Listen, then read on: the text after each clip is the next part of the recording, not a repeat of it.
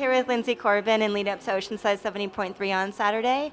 Linsey, how's your training been going and your off season in Tucson? Yeah, I had a good winter, just a good block of training in Tucson, and there's kind of only 2 times a year where we can go do a lot of uninterrupted training and just get the work done, and so that was kind of this winter, and I saw a lot of progress as the January, February, March kind of went on. So I kicked off my season 2 weeks ago, but it wasn't a full-on kickoff, so I'm hoping that I have a great race on Sunday or Saturday and just looking forward to seeing where things are, and yeah, it should be fun. So, what happened in San Juan? You had a mechanical of some kind? Yeah, just I really just think it was a case of bad luck. There was a bump leaving transition, and I lifted my bike over the bump and ended up losing a chain and getting it lodged between the chain guard and the frame, and so it just cost me about 5 minutes, maybe more, I don't know, just unlodging it, and then I couldn't shift, and then kind of got lodged again. But I think,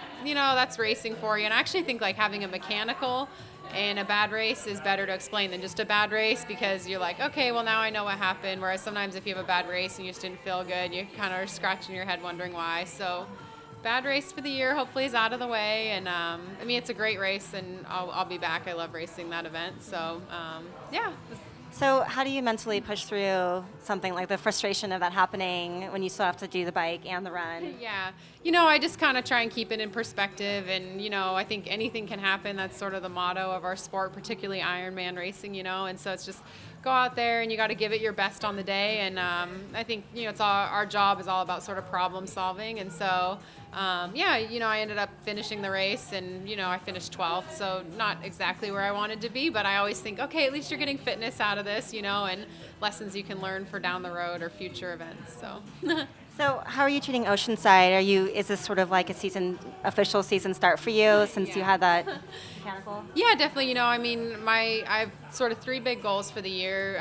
It would be the 70.3 U.S. Championships in St. George, and then defending my title at Ironman Austria, and then Ironman Hawaii. So a lot of the races in between that are kind of stepping stone events, and I show up and I race because I want to win and race for the win, but for sure my focus will be on those 3 races. So Oceanside's going to be, hopefully more fitness gains for down the road and see where I fall. It's going to be a competitive race, and I think this year I wanted to do a lot of races with bigger fields. Just I think that brings out the best of you in an athlete. So I really don't know what to expect. A lot of good girls are racing, and I think that's kind of the fun part of it. How's your swim training been coming along? I know you've been with Jerry Rodriguez in LA a little bit, and Yeah. how's that going? Yeah, well, we'll find out on Saturday. But yeah, I think my swim is my weakest link, and it definitely is what's held me back from some of the things I want to achieve. So just always kind of working on that, and I feel like I'm swimming faster than I have before, so we're going to give it the old college try and see where the cards fall. But, I swam with Rinny last week in San Juan, and I think her and I both kind of missed the pack we wanted to be with, and so, but I was fairly happy with where I was compared to the leaders. So just keep ticking away, and hopefully it'll be good. So you've been on this course before. Do you have any advice for age groupers who might be doing it for the first time?